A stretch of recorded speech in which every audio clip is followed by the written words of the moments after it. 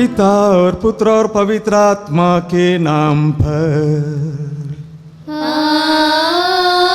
आमीन। हमारे प्रभु यीशु ख्रिस्त की कृपा, ईश्वर का प्रेम तथा पवित्र आत्मा का साचर्य आप सबों को प्राप्त हो। और आपको भी। ख्रिस्त में मेरे प्यारे भाइयों, बहनों एवं बच्चों, आज वर्ष का 15वां इतवार है। आज के पहले पाठ में नबी इसायास प्रभु के वचन की शक्ति तथा सामर्थ्य के बारे में बताते हैं। जिस तरह पानी और बर्फ आकाश से उतरकर धरती को सींचे बिना वापस नहीं जाता, उसी तरह प्रभु वचन अपना उद्देश्य को पूरा किए बिना व्यर्थ वापस नहीं लौटता। आज के सुसमाचार में संत मत्ती बीज बोने वाले का दृष्टांत देते हैं। प्रभु का वचन बीज के समान है, जिसमें शक्ति तथा सामर्थ्य है उगने का और फल उत्पन्न करने का।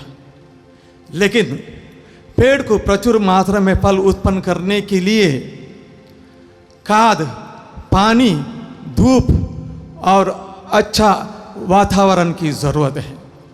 उसी तरह हमारे हृदय के पवित्रता को बढ़ाने के लिए हमारे हृदय को प्रभु के वचन से सींचना है।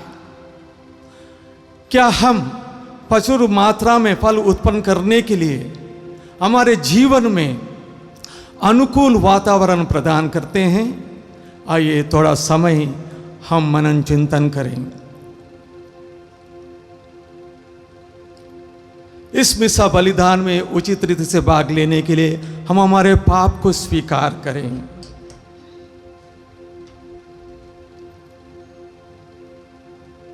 हम सब मिलकर बोले, ए भाइयों, मैं सर्वशक्तिमान ईश्वर और आप लोगों के सामने स्वीकार करता हूँ कि मैंने वचन कर्म से और अपना कर्तव्य न पूरा करने से बार बार पाप किया है। मैं अपना दोष स्वीकार करता हूँ, इसलिए मैंने धन्य कुंवारी मरियम से, सब स्वर्गदूतों, सब संतों और आप लोगों से, हे भाइयों बहनों, विनती करता हूँ कि आप लोग मेरे लिए प्रभु ईश्वर से प्रार्थना करें।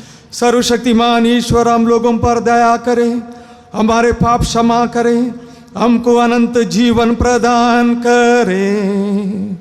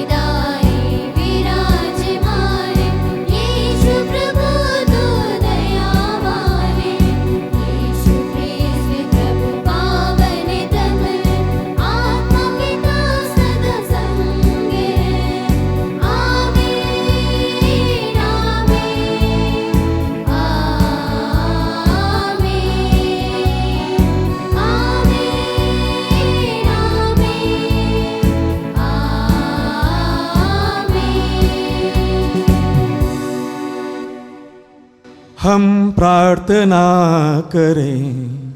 हे ईश्वर, तू अपनी सत्य ज्योति से पथभ्रष्टों को सन्मार्ग दिखाता है। वे धर्म मार्ग पर चलते हुए सदा धर्म के अनुकूल बातें सोचें, उनका पालन करते हुए धर्म विरोधी बातें त्यागें। यह हमारी प्रार्थना है हमारे प्रभु तेरे पुत्र यीशु क्रिस्त के द्वारा, जो ईश्वर होकर तेरे तथा पवित्र आत्मा के साथ युगानुग जीते और राज करते हैं।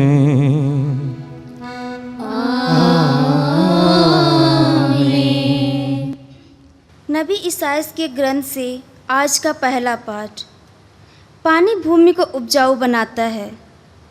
प्रभु यह कहता है, जिस तरह पानी और बर्फ आकाश से उतरकर भूमि सींचे बिना उसे उपजाऊ बनाए और हरियाली से ढके बिना वहाँ नहीं लौटते, जिससे भूमि बीज बोने वालों को बीज और खाने वालों को अनाज दे सके, उसी तरह मेरी वाणी मेरे मुख से निकलकर व्यर्थ ही मेरे पास नहीं लौटती। जो मैं चाहता था वह उसे कर डालती और मेरा उद्देश्य पूरा करने के बाद ही वह मेरे पास लौट आती है। यह प्रभु की वाणी है। ईश्वर को धन्यवाद।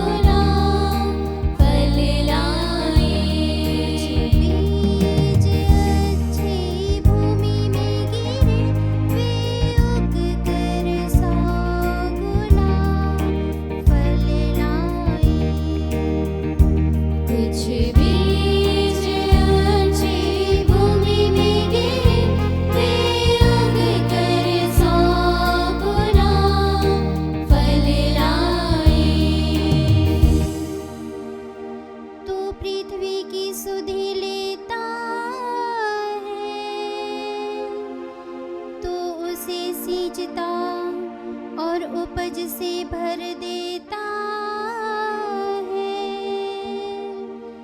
ईश्वर की नदियाँ उमड़ती और पृथ्वी को उपजाऊ बना देती है। कुछ बीज अच्छी भूमि में गिरे, वे उग कर 100 गुना फल लाए। बीज अच्छी भूमि में गिरे, वे उग कर 100 गुना फल लाए। तो ज्योति हुई भूमि सींचता है, उसे बराबर करता, पानी बरसा कर नम बनाता और उसके अंकुरों को आशीष देता है। इस प्रकार भूमि का संभरण करता है। कुछ बीज अच्छी भूमि में गिरे, वे उग कर 100 गुना फल लाए। बीज अच्छी भूमि में गिरे, वे उग कर 100 गुना फल लाए। तो वर्ष भर वरदान देता रहता है। तेरी प्रजा की भूमि उपजाऊ है। मरुभूमि की चारागाह हरे भरे हैं।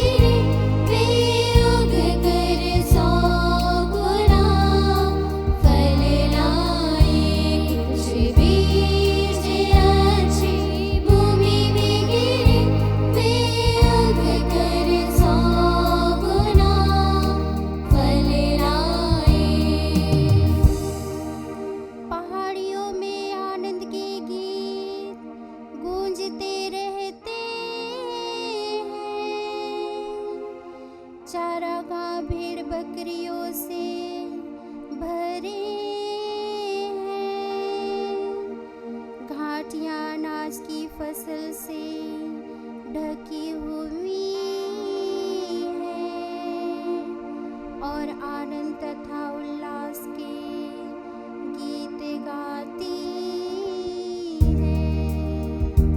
कुछ बीज अच्छी भूमि में गिरे, वे उग कर 100 गुना फल लाए। कुछ बीज अच्छी भूमि में गिरे, वे उग कर 100 गुना फल लाए। दूसरा पाठ रोमियो के नाम संत पौलुस का पत्र। समस्त सृष्टि उत्कंठा से उस दिन की प्रतीक्षा कर रही है जब ईश्वर के पुत्र प्रकट हो जाएंगे। मैं समझता हूँ कि जो महिमा हम में प्रकट होने को है उसकी तुलना में इस समय का दुख नगण्य है, क्योंकि समस्त सृष्टि उत्कंठा से उस दिन की प्रतीक्षा कर रही है जब ईश्वर के पुत्र प्रकट हो जाएंगे।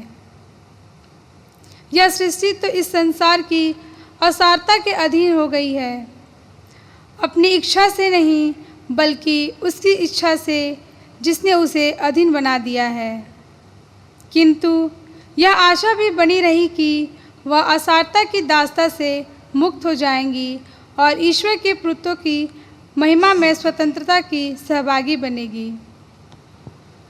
हम जानते हैं कि समस्त सृष्टि अब तक मानो प्रसव पीड़ा में कराती रही है, और सृष्टि ही नहीं हम भी भीतर ही भीतर कराते हैं। हमें तो पवित्र आत्मा के पहले कृपादान मिल चुके हैं, किंतु हम ईश्वर की संतान होने के नाते अपने शरीर की मुक्ति का राह देख रहे हैं। यह प्रभु की वाणी है। ईश्वर को धन्यवाद।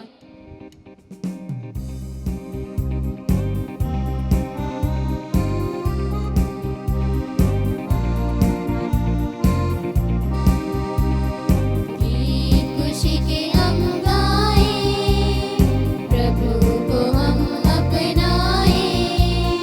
वचन प्रभु का जन जन के मन में हम फैलाएं। खुशी के हम गाएं, प्रभु को हम अपनाएं। वचन प्रभु का जन जन के मन में हम फैलाएं। गाएं hallelujah hallelujah hallelujah hallelujah hallelujah hallelujah hallelujah hallelujah.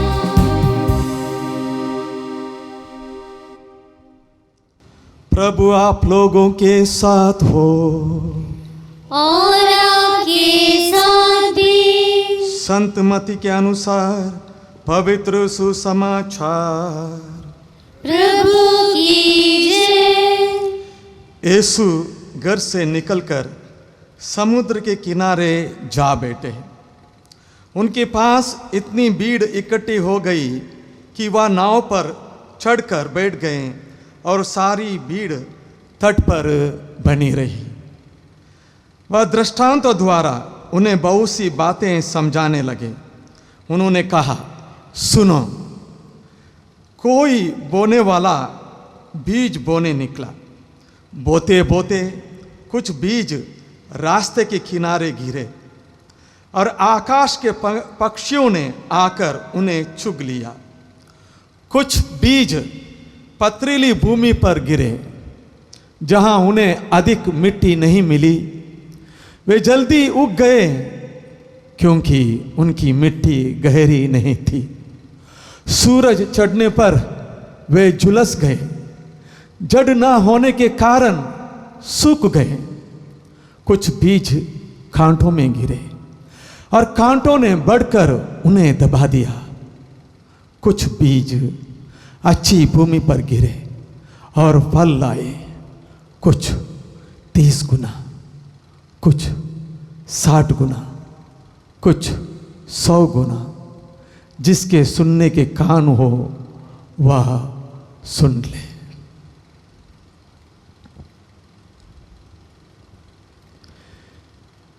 यह प्रभु का सुसमाचार है।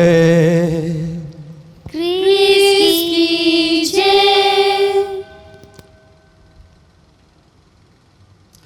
क्रिस्त में मेरे प्यारे भाइयों, बहनों एवं बच्चों, प्रभु अपने प्रवचन में दृष्टांतों का उपयोग करते हैं, क्योंकि वे सभी लोगों के हृदय में परिवर्तन लाना चाहते थे।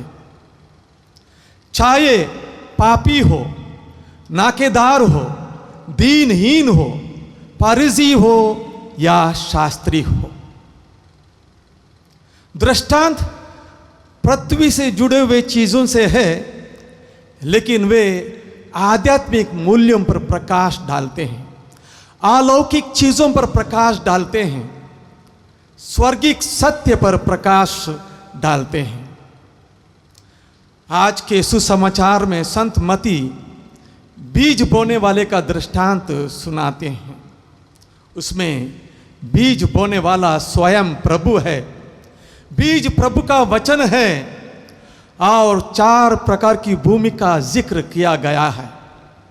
सड़क के किनारे पड़े हुए बीज, पथरीली जमीन पर पड़े हुए बीज, कांटों में पड़े हुए बीज और अच्छी भूमि पर पड़े हुए बीज जो प्रचुर मात्रा में फल लाता है।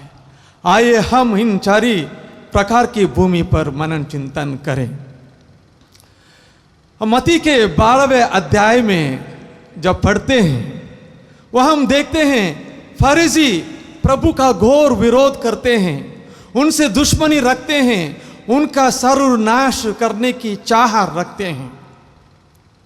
12वें अध्याय वाक्यांश 1 से 7 तक वचन कहता है, किसी विश्राम के दिन प्रभु गेहूं के खेतों में होकर जा रहे थे। उनके शिष्यों को भूख लगी, वे बालें तोड़कर खाने लगे। तो फरीसी प्रभु से प्रश्न पूछते हैं, विश्राम के दिन जो कार्य नहीं करना चाहिए वो कार्य तुम्हारे शिष्य क्यों कर रहे हैं? प्रभु दाऊद और उनके साथियों का उदाहरण देकर उनको निरुत्तर करते हैं कि किस तरह दाऊद और उनके साथियों को भूख लगी, तब ईश मंदिर में जाकर भेड़ की रोटियां खाई, जो याजक के सिवा किसी खाने को आज्ञा नहीं थी। और 7वें आयत में प्रभु कहते हैं कि मैं बलिदान नहीं दया चाहता हूं, मैं बलिदान नहीं दया चाहता हूं। दया अच्छा फल है, जो बीज अच्छी भूमि पर गिरा हुआ था। ये स्वर्गिक फल है। और 9वें और 12वें वचन में हम सुनते हैं कि जब प्रभु सभागृह में गए, वहां एक मनुष्य था, उसका हाथ सूखा हुआ था। और प्रभु पर दोष लगाने के लिए, वचन में लिखा है, प्रभु पर दोष लगाने के लिए उन्होंने प्रश्न किया कि विश्राम के दिन चंगाई करने की आज्ञा है? प्रभु कहते हैं, अगर तुम्हारे पास एक भेड़ हो और वो गड्ढे में गिर जाए, तुम लोगों में से कौन सा ऐसा व्यक्ति है उसको पकड़ कर ना निकाले? मनुष्य भेड़ से बढ़कर है। मनुष्य भेड़ से बढ़कर है, क्योंकि मनुष्य को प्रभु ने अपने स्वरूप बनाया।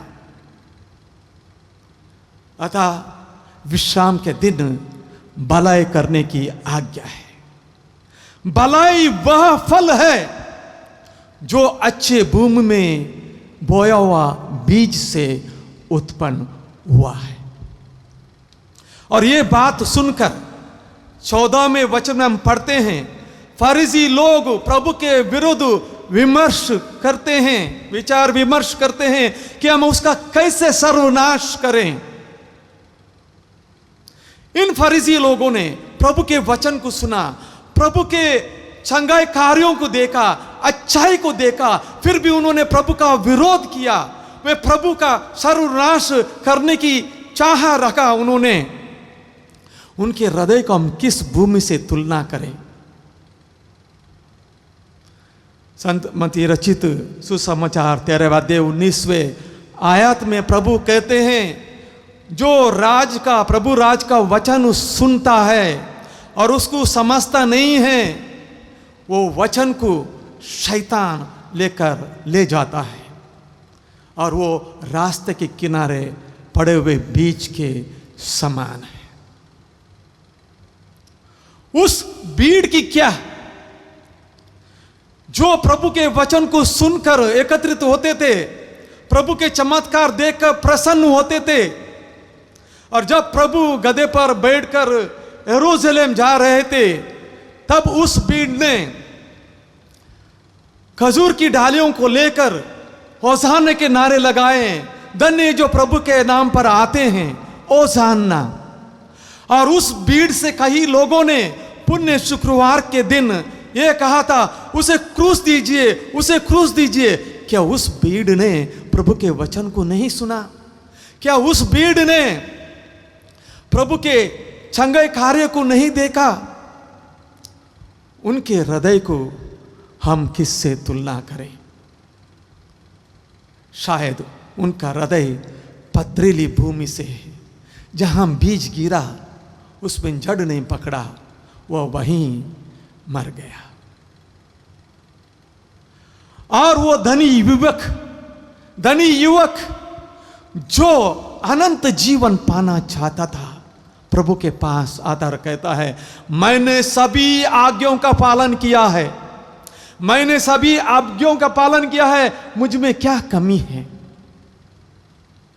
19वें अध्याय 21वें आयत में प्रभु कहते हैं, वचन कहते हैं, अगर तुम पूर्ण बनना चाहते हो, अगर तुम पूर्ण बनना चाहते हो, अपनी संपत्ति बेचकर गरीबों को दे दो,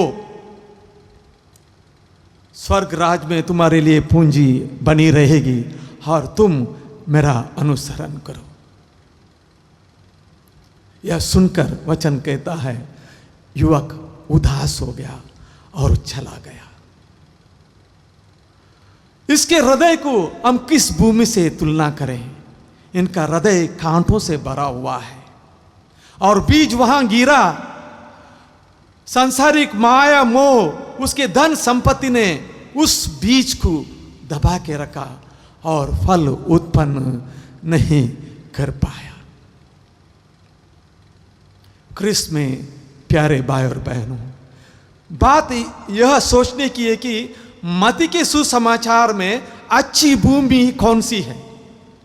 वे कौन लोग हैं जिन्होंने प्रभु के वचन को सुना, समझा, आत्मसात किया और प्रचुर मात्रा में फल उत्पन्न किया? वे लोग हैं नाकेदार, पापी, दीनहीन लोग। क्योंकि वचन कहता है 21वें अध्याय में 31 और 31 से 32वें वचन में प्रभु कहते हैं, पापी, नाकेदार और वेश्या तुमसे पहले स्वर्ग राज प्रवेश करेंगे। क्यों? क्योंकि उनके हृदय में पत्थर थे, कांटे थे, लेकिन उन्होंने प्रभु को स्वीकारा। उन कांटों को, उन पत्थरों को निकालकर अपने हृदय को पवित्र बनाकर प्रभु के वचन से अपने हृदय को सींचा और उन्होंने फल को उत्पन्न किया। इसीलिए प्रभु ने अपना बहुत समय नाकेदारों से, पापी लोगों के साथ, वेश्यों के साथ बिताया। उदाहरण के लिए जक्कैयुस प्रभु को देखने के लालच में गुल्लर के पेड़ में चढ़ता है। प्रभु कहता है, जक्कैयुस तुम नीचे उतर आओ, आज मुझे तुम्हारे घर में रहना है। जक्कैयुस नीचे उतर आता है और जक्कैयुस प्रभु का स्वागत करता है, प्रभु को स्वीकार करता है। स्वीकार मात्र नहीं, वो अपने हृदय में परिवर्तन लाता है और कहता है, प्रभु मैं आज से मेरे आदि धन संपत्ति बेचकर गरीबों को दूंगा, और जिसके साथ मैंने बेईमानी की 4 गुना वापस लौटाऊंगा। उन्होंने क्या किया? प्रभु के वचन से अपने हृदय को सींचा और अपने हृदय को उर्वर बनाया, उपजाऊ बनाया। और मती चुंगी घर में बैठा हुआ प्रभु के पीछे हो लिया। और जो पापिनी स्त्री जिसको पकड़कर जो व्यभिचार में पकड़ी गई, प्रभु ने उसके पाप क्षमा किए, वो प्रभुमय हो गई। और मेरी मगदलीना जिनसे 7 अवधूत निकाल दिए गए, वो भी प्रभुमय हो गई, क्योंकि उन्होंने अपने हृदय को प्रभु के वचन से सींचा। हमारा हृदय भूमि के समान है, और उस मिट्टी को हम कैसे पहचाने कि वो मिट्टी अच्छी है या बुरी है? प्रभु स्वयं जवाब देते हैं।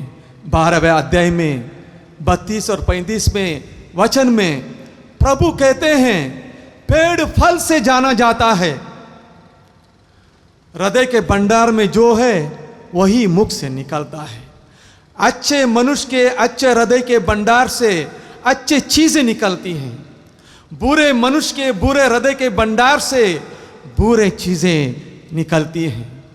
और इसी से हम जाने जा सकते हैं कि हमारे हृदय की मिट्टी कैसी है।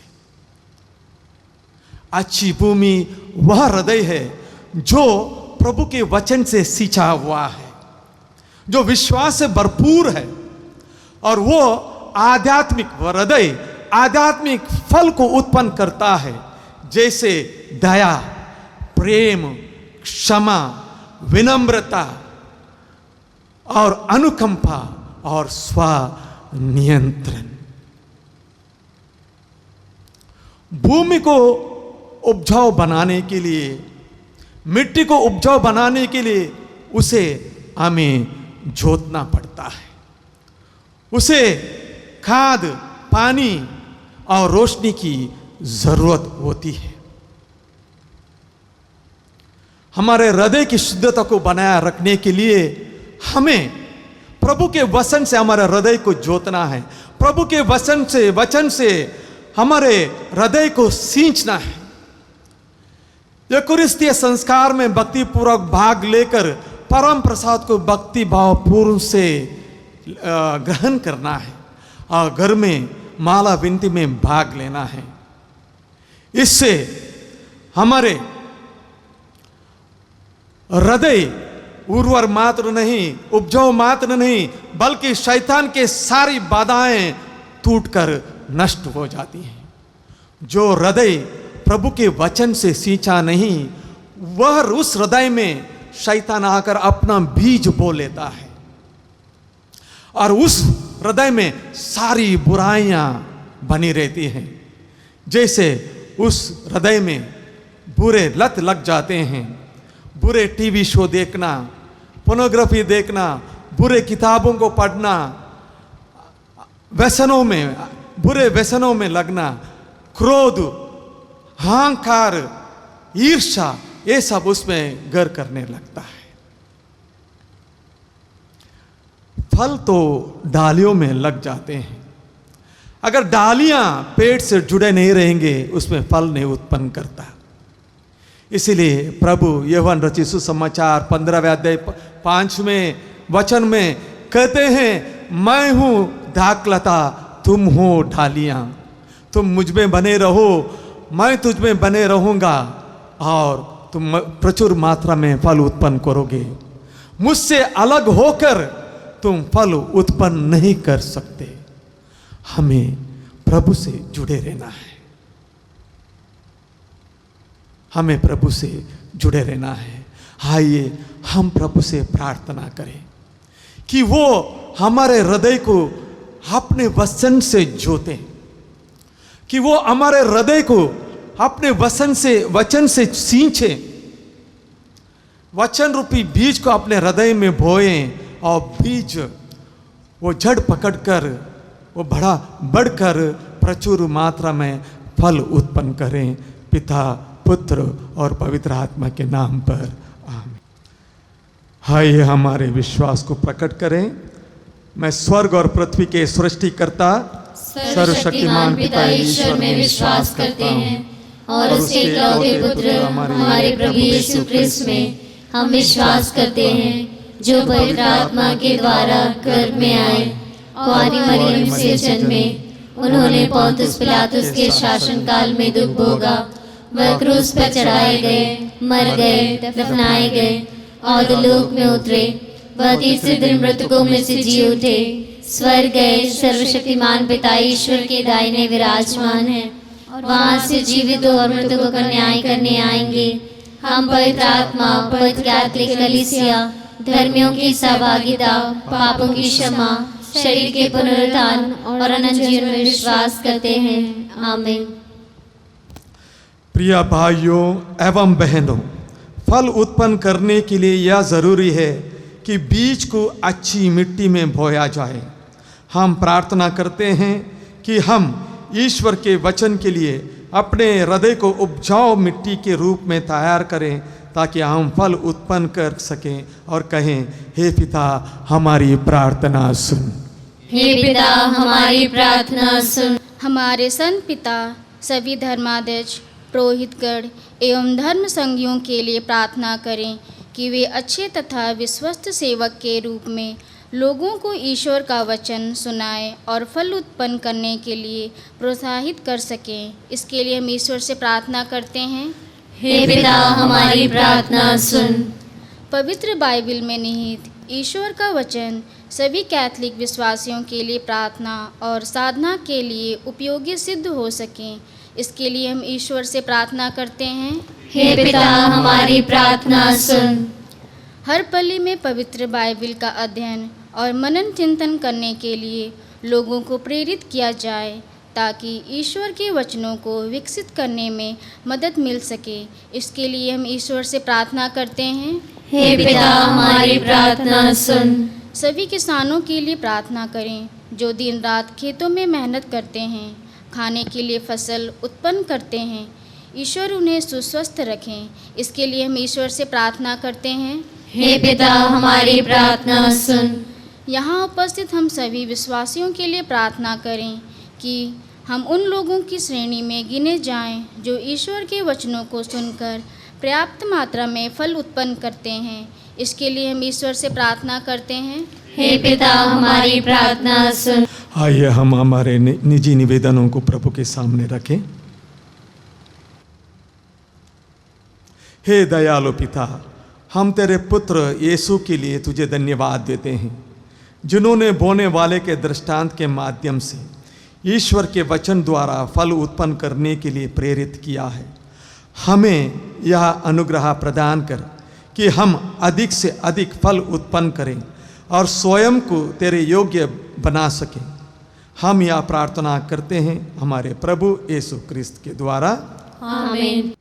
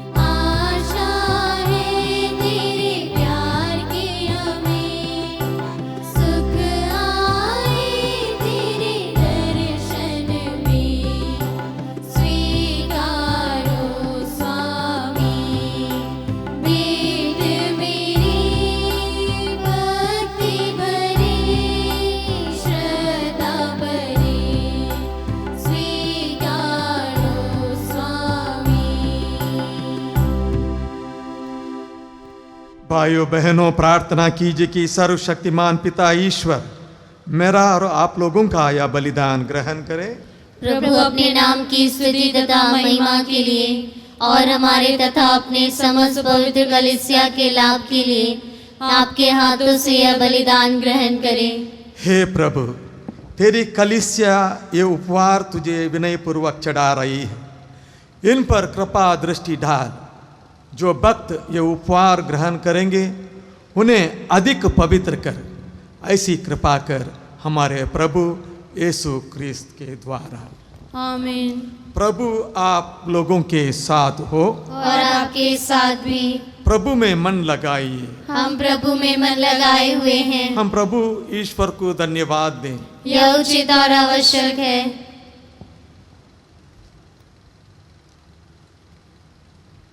हे पूज्य पिता, यह परम उचित है, हमारा कर्तव्य तथा कल्याण है कि हम सदा सर्वत्र तुझे धन्यवाद दें। यह तेरी अपार महिमा की विशेषता है कि तू ईश्वर होकर भी मनुष्य की सहायता करता है। तूने हमारे मरणशील स्वभाव को ही मुक्ति का साधन बनाया और जिस पाप के कारण मनुष्य का विनाश हुआ था उससे तूने उसका उद्धार किया। इन्हीं प्रभु यीशु क्रिस्त के द्वारा दूतगण तेरे आधिपत्य की आराधना करते और तेरे सम्मुख युगानुयुग उल्लासित रहते हैं। इन्हीं स्वर्गदूत के स्वर में अपना स्वर बनाकर हम तेरी स्तुति करते हुए निरंतर गाते हैं।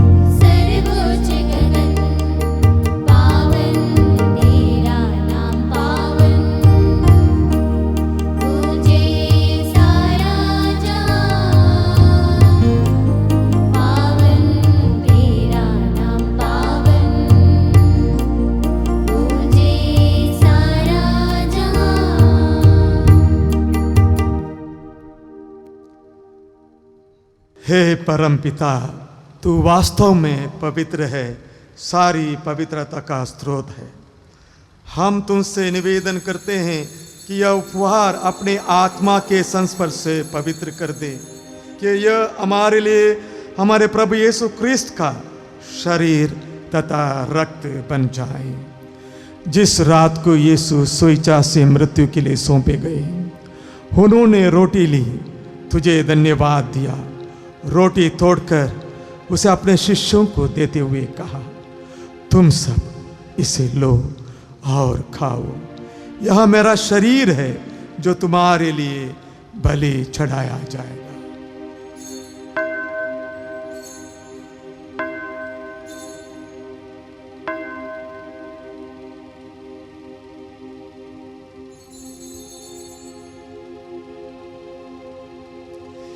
इसी भांति भोजन के बाद उन्होंने कटोरा लिया तुझे धन्यवाद दिया और उसे अपने शिष्यों को देते हुए कहा, तुम सब इसे लो और पियो, यह मेरे रक्त का कटोरा है, नवीन और अनंत व्यवस्थान का रक्त, जो तुम्हारे और सबों के पापों के क्षमा के लिए बहाया जाएगा। तुम मेरी स्मृति में यह किया करो।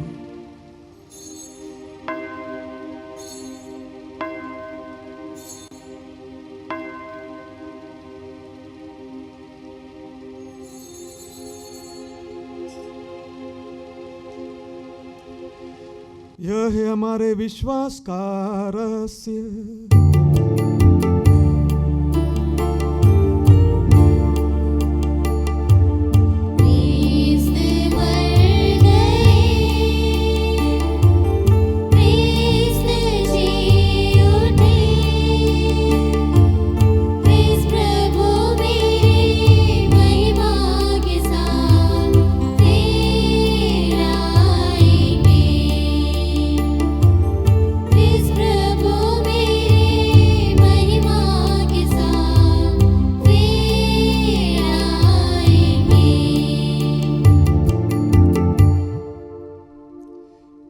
परमपिता, यह आज्ञा मानकर हम अपने प्रभु की मृत्यु और पुनरुत्थान की स्मृति में तुझे जीवन की रोटी और मुक्ति का कटोरा चढ़ाते हैं। हम तुझे धन्यवाद देते हैं कि तूने हमें अपने सम्मुख उपस्थित होने और अपनी सेवा करने का सौभाग्य प्रदान किया है। हमारा नम्र निवेदन है कि हम सब जो क्रिस्त का शरीर तथा रक्त ग्रहण करते हैं, पवित्र आत्मा के द्वारा एकता के सूत्र में बंधे रहे। प्रभुवर, हमारे संत पिता फ्रांसिस, हमारे धर्माध्यक्ष राफी मंजली और सभी याजकों के साथ विश्व भर में फैले अपनी कलीसिया की सुधि ले तथा इसे प्रेम में सिद्ध बना दे। है प्रभु, हमारे उन भाई बहनों की भी सुधि ले जो पुनरुत्थान की आशा में परलोक सिधार चुके हैं। उन्हें और सभी मृतकों को अपने पुण्य दर्शन का सौभाग्य प्रदान कर हम पर भी दया दृष्टि डाल कि हम भी अनंत जीवन के सहभागी बने और ईश्वर की माता धन्य कुंवारी मरियम, उनके अति शुद्ध वर संत योसेफ, प्रेरितगण, सब संतों के साथ जो युग युग में तेरे विश्वास सेवक सेविकाएं बने रहें, तेरा स्तुतिगान कर सकें तेरे पुत्र यीशु क्रिस्त के द्वारा।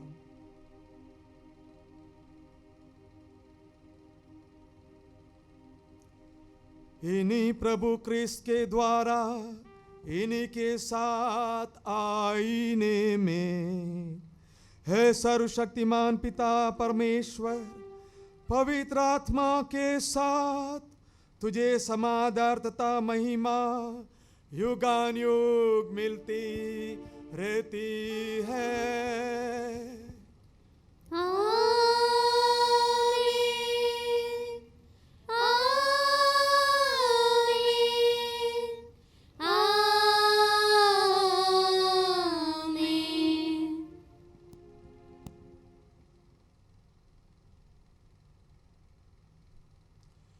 आइए हम पिता परमेश्वर को संबोधित करते हुए प्रभु द्वारा सिखाए प्रार्थनाओं को भक्ति भावपूर्ण से बोले। हे हमारे पिता जो स्वर्ग में है, तेरा नाम पवित्र किया जावे, तेरा राज्य आवे, तेरी इच्छा जैसे स्वर्ग में है वैसे इस पृथ्वी पर भी पूरी हो। हमारा प्रतिदिन का अनाज हमें दे और हमारे अपराध हमें क्षमा कर जैसे हम भी अपने अपराधियों को क्षमा करते हैं, और हमें परीक्षा में ना डाल परंतु बुराई से बचा। हे प्रभु, हम तुझसे प्रार्थना करते हैं, सभी बुराइयों से हमें बचा और इस जीवन में हमें कृपा पूर्वक शांति प्रदान कर। हम तेरी दया से सदा पाप से दूर और हर विपत्ति से सुरक्षित रहें और उस दिन की प्रतीक्षा करते रहें जब हमारे मुक्तिदाता यीशु क्रिस्त फिर प्रकट होकर हमारी मंगलमय आशा पूरी करेंगे। क्योंकि तेरा राज्य, तेरा सामर्थ्य और तेरी महिमा अनंत काल तक बनी रहती है। हे प्रभु यीशु क्रिस्त, तूने अपने प्रेरितों से कहा है, मैं तुम्हारे लिए शांति छोड़ जाता हूँ, अपनी शांति मैं तुम्हें प्रदान करता हूँ। प्रभु, तू हमारे पापों पर नहीं, अपनी कलीसिया के विश्वास पर दया दृष्टि डालिए और उसे शांति तथा एकता प्रदान कीजिए, जो आप युगानुग जीते और राज करते हैं। आमीन। प्रभु की शांति सदा आप लोगों के साथ रहे और आपके साथ भी। परस्पर प्रेम भाव रखिए।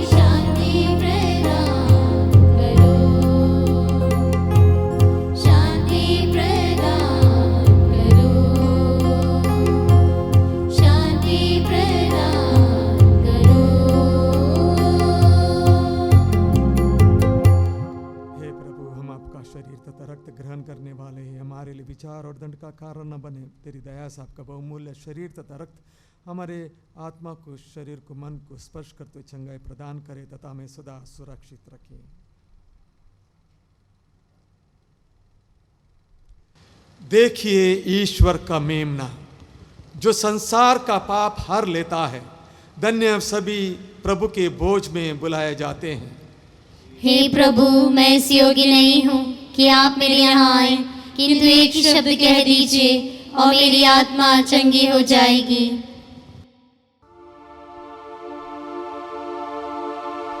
प्यारे भाई और बहनों, यह पावन क्षण प्रभु यीशु को शरीर और लहू में ग्रहण करने का समय है। हम प्रभु को शारीरिक रूप से ग्रहण नहीं कर सकते हैं। आध्यात्मिक रूप से उस जीवित प्रभु को हमारे दिल में स्वागत करें और उनसे प्रार्थना करें। हे मेरे प्रभु यीशु, मैं सारे हृदय से विश्वास करता हूँ कि आप पवित्र यूकरिस्ती संस्कार में उपस्थित हैं। हे प्रभु, मैं सभी चीज़ों से बढ़कर तुझे प्रेम करता हूँ और मेरी यही अभिलाषा है कि आप मेरे आत्मा में आकर बस जाएं, क्योंकि हे प्रभु, मैं तुझे आज ग्रहण करने में असमर्थ हूँ। हे प्रभु, आध्यात्मिक रूप से आकर मेरे हृदय में समा जाइए।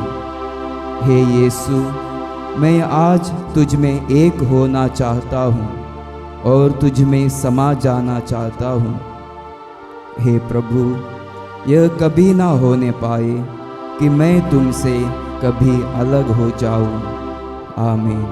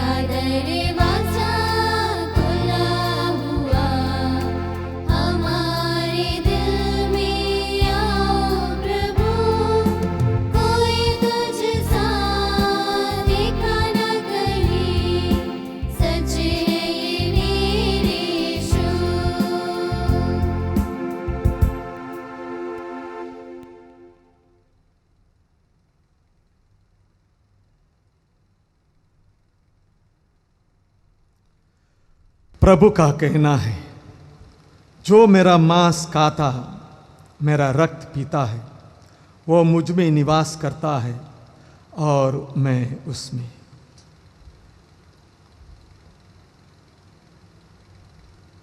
हम प्रार्थना करें। हे प्रभु, तेरी दया से हमें परम प्रसाद मिला है।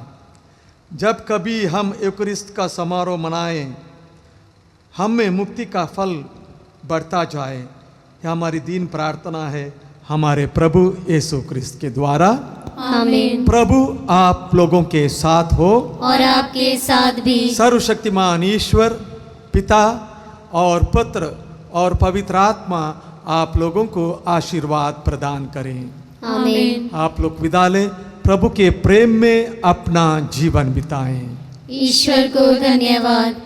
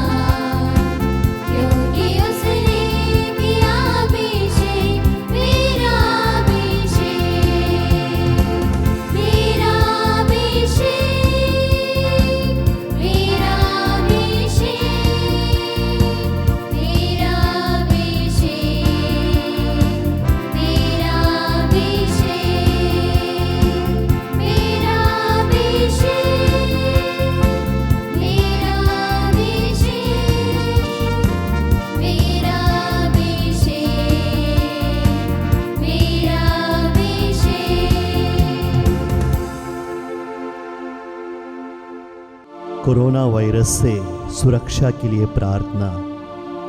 हे सर्वशक्तिमान दयालु ईश्वर, तू जो समस्त सृष्टि के प्रति अपना प्रेम प्रकट करता है, हमारी प्रार्थनाओं को जो हम संसार भर में कोरोना वायरस से पीड़ित लोगों के लिए कर रहे हैं, कृपा पूर्वक सुन ले।